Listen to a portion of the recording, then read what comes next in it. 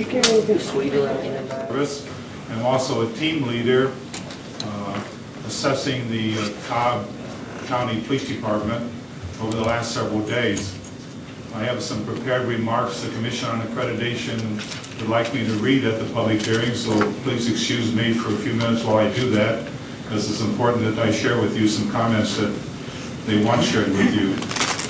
Introducing the other team members who are on the project with me this week. On my right is Sandra Peterson. Sandra is with the Omaha, Nebraska Police Department. And on my left is Chief Donald Thomas. He's with the Sycamore, Illinois Police Department. The Commission on Accreditation for Law Enforcement Agencies, which is located in Virginia, has authorized the team to conduct an assessment of the Cobb Police, which is a candidate for reaccreditation. 3 years ago, they were initially accredited. The agency has voluntarily contracted with the Commission to work towards reaccreditation and thereby continue to demonstrate its professional excellence in law enforcement.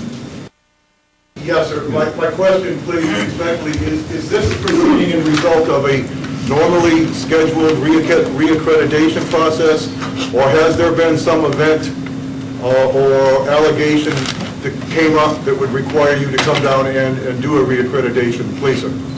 Each agency that seeks accreditation, each agency is required to have a public meeting. The purpose of the public meeting for each agency is accredited. There's some 500 that are accredited. The purpose of the public meeting is to seek input as to why the agency should be reaccredited or accredited, or reasons why the agency should not be reaccredited based on the standards that the agency has complied with.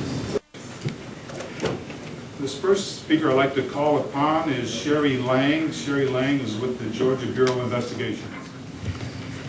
Thank you, Mr. Kleinak. My name is Sherry Lang. I'm a special agent in charge of the Georgia Bureau of Investigation's Atlanta Regional Office.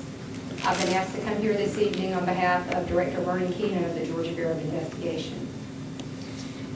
We at the GBI work with Cobb County Police Department periodically, and I just wanted to let the assessment team know so that it could be passed along to the Board of Commissioners that all of our interaction with the Cobb Police Department has shown us that the Cobb Police Department is a very professional agency.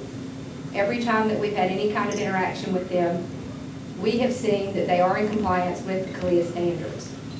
Additionally, they are members of GPAC, the Georgia Police Accreditation Coalition, and they're very active members.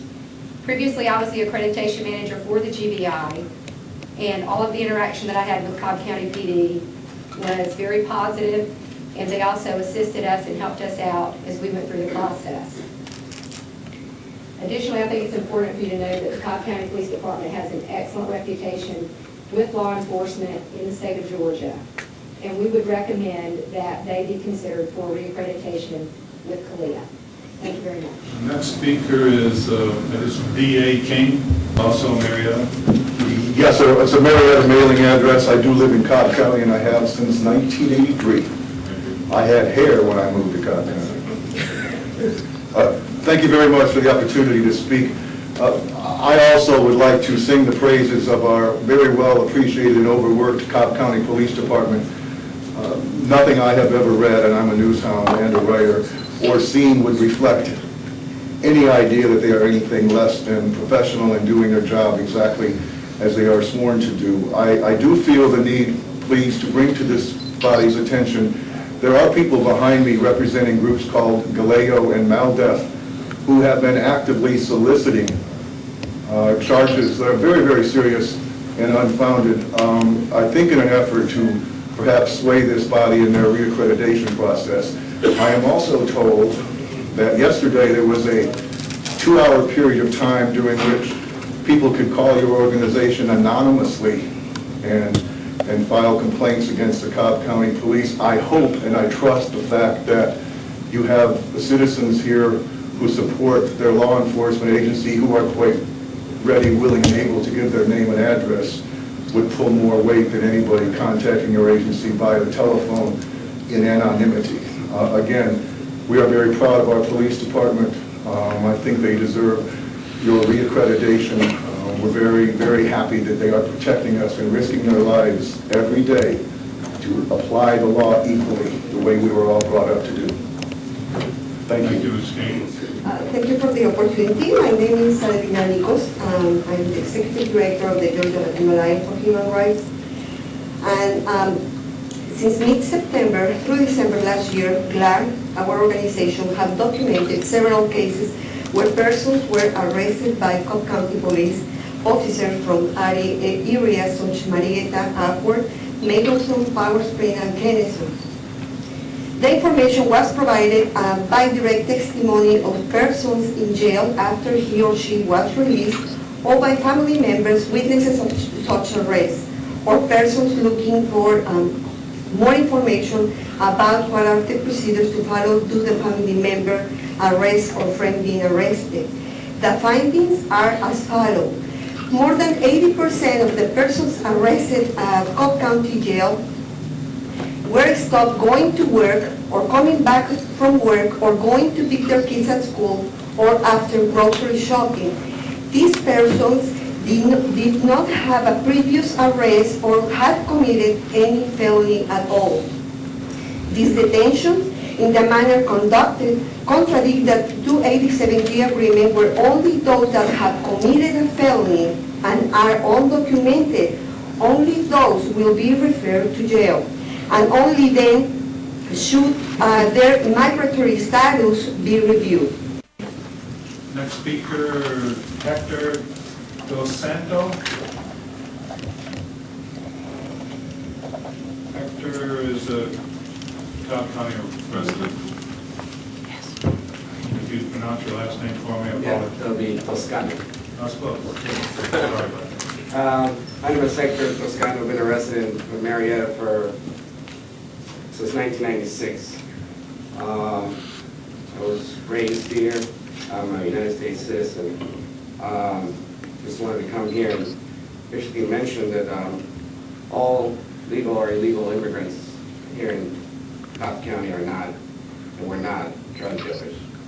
That's not what we do. We're hardworking citizens. Work day by day.